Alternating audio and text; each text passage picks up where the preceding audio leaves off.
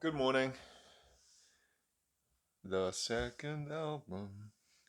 This is Stone Temple Pilots' album Purple, released in 1994. Um, Pretty great album, end to end, I think, or maybe not end to almost end. Um, this was bought secondhand, so you can see here when it's not directly looking at the camera, you can see the kind of blemishes and scratches on the front cover. I'd say this was bought around the time it was released, 94, 95. You can just tell by how kind of smoky the plastic is. Also, it's got the old black edge on it instead of the clear one, which was more recent. This has been re-released as a 25th anniversary edition, which had a couple of bonus tracks on it, I think, and maybe a second disc. I'm not actually sure. I've never actually seen it, but this isn't that. So the front cover, you can see there, it's got kind of a Chinese art style with the baby riding a dragon and some ladies in the clouds, and it doesn't actually say purple on the album anywhere. Um, I imagine that means purple. Don't know for sure. I might be completely wrong. I got this for $1, $1, and I own this. Basically, I think I bought it around 1995, um, and I'd say this is my favorite Stone Temple Pilots album. Um, Actually, yeah, I know it is. So Core before this, Core was a good album. Um, and then after this was Tiny Music, which I also owned, um, and also is a good album. But I think Purple is my favorite album. It's got a lot of great choruses on Purple. They're a good band of running choruses. So just looking at the general condition, it's pretty good. Like I said, you can tell it's from that age, 1994, 95. But it's there's no visible cracks. The CD itself, a little bit torn up, but it plays fine. It's actually you can really see the scratches there, can't you? But that's the thing with CDs, and one of what I talked about in the other video, about vinyl and why I don't collect vinyl at this stage. It's because CDs can weather a lot more damage and continue playing in perfect condition. I mean, as in the sound is perfect. I've had some ones that were really completely scratched to pieces and still come through without a skip or a jump or anything. Whereas if it was the same thing with a vinyl, it would be um, the sound quality would suffer a lot more. So there's no track listing on the artwork of this album. So you see the back cover's got a cake, 12 Gracious Melodies. And this was released on Atlantic. So a month or a couple of months, whenever I made that video about the Led Zeppelin tribute album, was it Enconium, and I said that all the bands who featured on it were Atlantic Records artists, and Stone Temple Pilots were one of those artists. And that was in this era, mid 90s, would have been about 94, 95. They did a version of Dancing Days, the Led Zeppelin song. But the songs that we see on this album, so we'll go through. Meat Plow um, starts off with that bass. Do, do, do, do, do, do, do, do. It's got, I was just saying that there are a great band of writing choruses, and that's got a good chorus as well. Sometimes the verses can be a bit kind of like stodgy or I don't know another word to describe it, but then it kind of the choruses. This band has got a tendency with the choruses to kind of break out into a major chord. Um, I don't know, bigness. They kind of open it up with the choruses, and it kind of brings it back down to to a kind of a rock pop song format. Or produced by Brendan O'Brien as well. We were talking about him the other day, weren't we? What was the album? Was it Pearl Jam? Yeah, I think it was Versus. Was it Brendan O'Brien? Um, so Meat Pie is a good song to start off with. Vaseline, that was one of the singles. That's also a great song. It's probably one of my favorite Stone Temple Pilot song, and my favorite Stone Temple Pilots video. I love that video when it came out. It's kind of just random things all over the place. So it starts off, there's this clown jumping around, and they're dressed up in different things. So there's one of the first parts is Scott Weiland and all the band are dressed up in kind of like a 19th century suits. They look like they're kind of like from Austria in the 19th century for some reason, and they're and he's doing this like bow-legged walk, like a elastic band leg walk with a walking stick as he's singing. And then you can see the rest of the band are standing in trees. Then there's another part where he's dressed up as a looks like an SS soldier conducting some sort of interrogation. There's another part there in the sea, in the water, or near, but it's near a factory. I'm not describing this very well, am I? It looks like it's like the water in front of an industrial complex, and they're swimming in the water in black and white. Reminds me a little bit of the Slint. What was the album by Slint where they're in the front cover? They're in water in a black and white photo. Reminds me of that a little bit. But anyway, it's a cool video. I like the video, and the song's great as well. Loungefly, again, another song with a big chorus. Starts off with a and then it kind of breaks out into this big majestic chorus, really big sounding. Interstate Love Song, one of their biggest songs as a band, and was, I don't know, it was the second or third it was a car outside with squeaky brakes.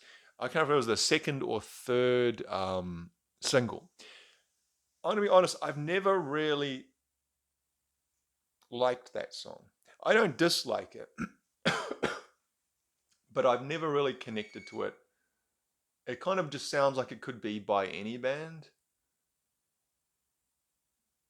I guess Scott Weiland's voice is quite recognizable as well, but it kind of doesn't have the Stone Temple Pilots sound to it. It just sounds like a rock song of that age, but that could have been by any number of bands.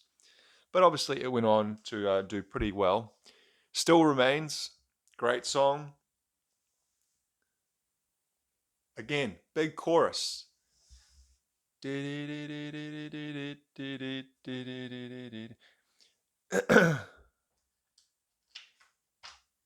Pretty Penny. That's a kind of an acoustic song, and I think it's like about a song about a girl who goes missing. Penny, I assume. Have you seen your mother, girl? Has she gone away? And then the single was gone, gone when you wake in the morning, gone when you find there's no one sleeping, gone. Pretty Penny was her name. She was loved, and we will all miss her. I've never actually read into anything about what that song's about, but maybe it's a specific person or something. Did I miss Big Empty? Did I skip Big Empty? It was Big Empty later in the song. It's later. Silver Gun Superman. Now this is a song that really perfectly encapsulates what I was saying about going from the quite distorted and what it feels like. If I can describe it without having to go to two musical terms, it feels like the verses of some of these songs is that the band is like covered in a blanket and they're playing like kind of like very dirty, distorted. Like I think there's almost like a wah distortion on the guitar in this verse of Silver Gun Superman, and it's Scott Weiland's voice is very kind of like repressed, and he's like kind of keeping it, and then it gets to the chorus and it kind of just like opens up. It's like you're in a plane and you come up above the clouds and it's just blue sky in front of you. It all kind of opens out, and the guitars kind of clean up, and the chords are a lot bigger and more open, and Scott Weiland kind of lets his voice go. They do that on a few of the songs on this album. That's why I keep referring back to the big choruses, because they follow that kind of what do you call it, structure or pattern in their songwriting, it seems. But it's a great song so far. Every song has been a good song. Good, great, great. Okay, I said I didn't like it, but it was a big symbol. So let's say good, great, good, great. And now my favorite song on the album, Big Empty. Great. Another example of kind of starts off with an acoustic kind of guitar, and he's kind of his vocals laying back, almost kind of like a lazy quiet, and then it gets to the chorus, the time to take her home part, and it just opens up. The drums, boom, ba, bum, ba, ring, and it just kind of opens up before your eyes, and it's just like an oral. I don't know what's the word. It's very pleasing to the ears, and they do it very well. I think Big Empty was. I think I own it on also on a soundtrack. I can't remember if it's the Crow soundtrack, or maybe not the Crow. Actually, I'm just going to check this and see. It might say. Doesn't say, but I'm pretty sure. Maybe it's not Big Empty. Maybe it's another one.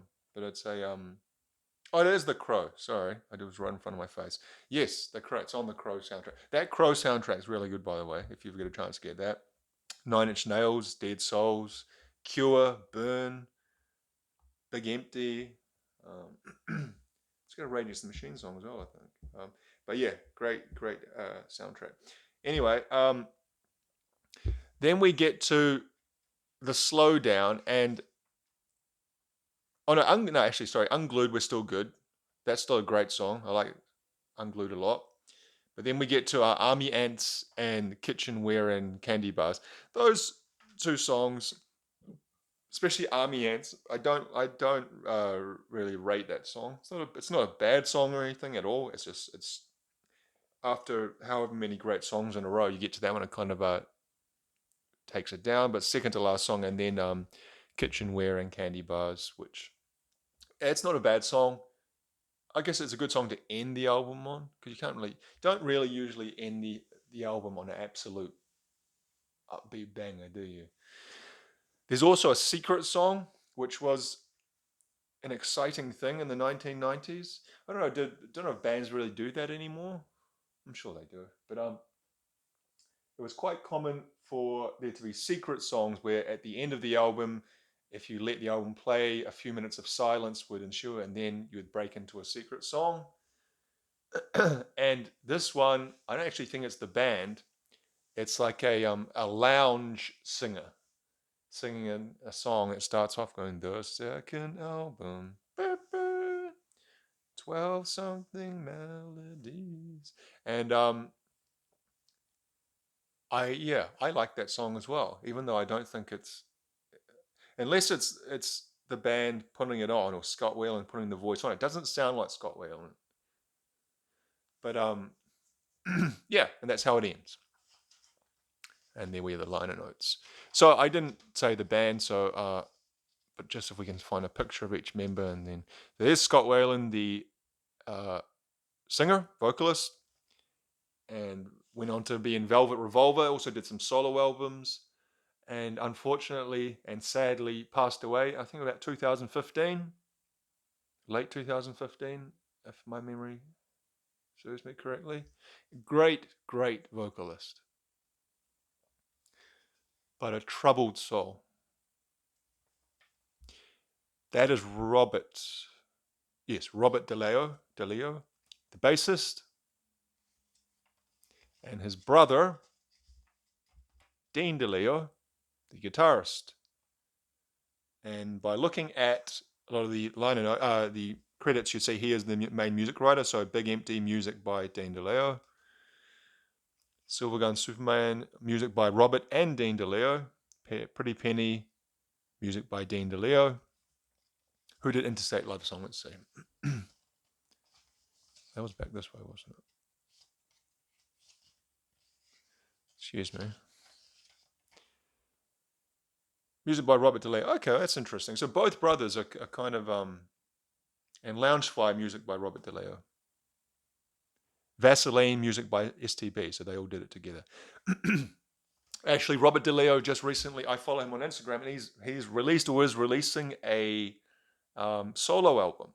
So it seems from looking at that, I didn't actually realize he's quite an accomplished songwriter together with his brother. So that's cool. And finally, I missed the drummer Eric Kretz. Give my pronunciation, might say over here. Kretz, I was right. So it's a great album. I was looking at the rating of what I was talking about and the other video I did about how when I look at, so we got here All Music, Chicago Tribune, Consumer Guide, Encyclopedia of Pop Music, Entertainment Weekly, Rolling Stone Album Guide, and Select. And the ratings. It actually gets pretty low ratings so it gets 2 out of 5, 3.5 out of 5, 3 out of 5, B minus, 4 out of 5, a bomb symbol. I guess that means, what does bomb mean? Does that mean shit or good? I don't know. The bomb, maybe that means good. 2 out of 4. Now, All Music Guide, I said I usually take All Music Guides. If I don't know the album and I just want to get a general idea, I usually default to All Music Guides rating because I think they aren't prone to hyperbole negatively or positively, and they take things pretty much down the middle, and I agree with them if I do know the album. They give it a 4 out of 5. I would agree with that. I would say 4 out of 5, maybe even a 4.5 out of 5. I know a lot of people didn't like Stone Temple Pilots and thought they were derivative and just like copiers of the grunge movement, even though I think Core came out in 1991. It came out the same year as Nevermind, or no, it was 92, wasn't it? Nevermind and 10. But when did it come out? May 92. Sorry, September 92. They can't, it's not as though, yeah, I think that's a bit unfair. And I'd say, yeah, Core was quite grunge heavy, wasn't it? But by the time they get to Purple, they had their own sound then. Like what you're going to say, Scott Weiland's voice, he had the kind of, the low thing going on, like Eddie Vedder and Lane Staley and whoever else. But yeah, I think some people unfairly malign them. And I never ever bought into that at all. When I was a teenager, I was a big fan of theirs. I still am a big fan. I was always bummed that they never seemed to get it together fully. They released a good amount of albums, so it's not like they completely didn't do anything with their career. But I think Scott Weiland's personal problems really did hamper them and hold them back from what they could have been, especially from Purple onwards. They couldn't tour. I think they never. What they did is so Scott Weiland died and they have a replacement singer now. I don't know his name, but I heard snippets and he sounds pretty good. You know my view on replacing people in bands, but at the same time, I can understand why the three other guys want to keep their band going. Yeah, I don't know. Anyway, they never came to New Zealand, Stone Temple Pilots, in their heyday or any other day. Then Scott Weiland died. They came to New Zealand earlier this year with the new singer, and they played a bunch of festivals with ZZ Top. To be honest, I would have liked to have gone to see them because I appreciate the DeLeo brothers, but I didn't because the festival tickets, those kinds of festivals, they play out in the countryside usually. I think they play in Taupo and Queenstown, and the prices are ridiculous. I wouldn't mind to see ZZ Top either, but I don't know. I can't afford to be spending that much money on those kinds of concerts. But yeah, my point is that during their heyday, they missed out on a lot of tours and opportunities because Scott Weiland was just in and out and in and out and in and out of rehab. I think I said in another video a while ago that I listened to this oral documentary, like a podcast about the history of Stone Temple Pilots a couple of years ago. It was done by the guy what's the guy? Alan Cross. And I didn't realize how fucked up their career had been in the 90s. It was like a litany, a list of, he went into rehab, he came out, he was arrested, he went back to rehab, the band gave him an ultimatum, they toured, the tour broke down after 2 weeks, he was arrested, they went to rehab, he went missing.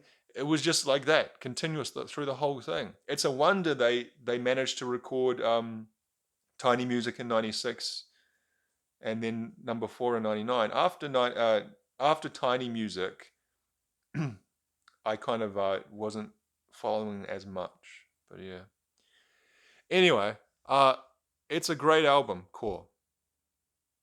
It's an album from a time when a lot of good music was being released. It got a lot of good rock music, and I think it deserves to be up there with any other albums from that time that we, maybe not top tier, like Nevermind, In Utero, Dirt. But I'd put this with Verses or wouldn't put it with Super Unknown. But it's still a great album, and I still listen to it a lot.